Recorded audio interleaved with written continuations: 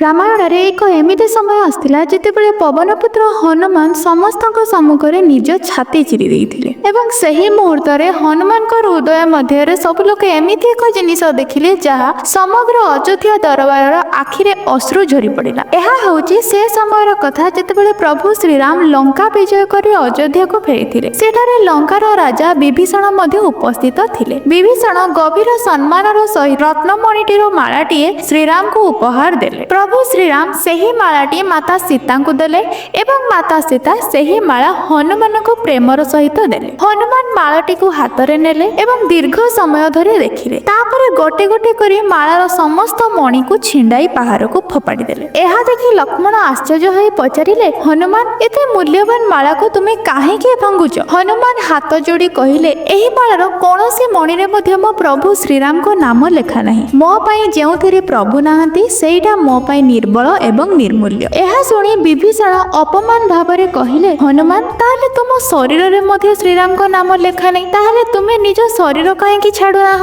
यह शुणी समग्र दरबार नीरव होई गला। तापरे हनुमान सामान्य हसी कहिले, मो शरीर रो किछि मूल्य नहीं जदि मो हृदय रे प्रभु राम नाहंती। एतिके कहि से तांको निज नखरे तांको छाती चिरी देले। यह देखि समस्ते आश्चर्य होई गले, कारण हनुमान को हृदय भितरे दिव्य रूपे प्रभु श्रीराम और माता सीता बसी थी। समग्र दरबार भाव विह्वल होई पड़िला। प्रभु श्रीराम मध्य निजे यह देखि हनुमान को आलिंगन कले और अश्रुभर आखिरे तांको आशीर्वाद कले। एही कारणरु हनुमान को भक्तिर मूर्ति बोली कुहाजे। तांको शरीरर प्रत्येक कणरे केवल प्रभु श्रीराम को नाम गुंजी उठे। आपण मध्य जदि प्रभु श्रीराम को भक्त ताहले कमेंट रे जय श्रीराम निश्चय लिखंतु। Thank you.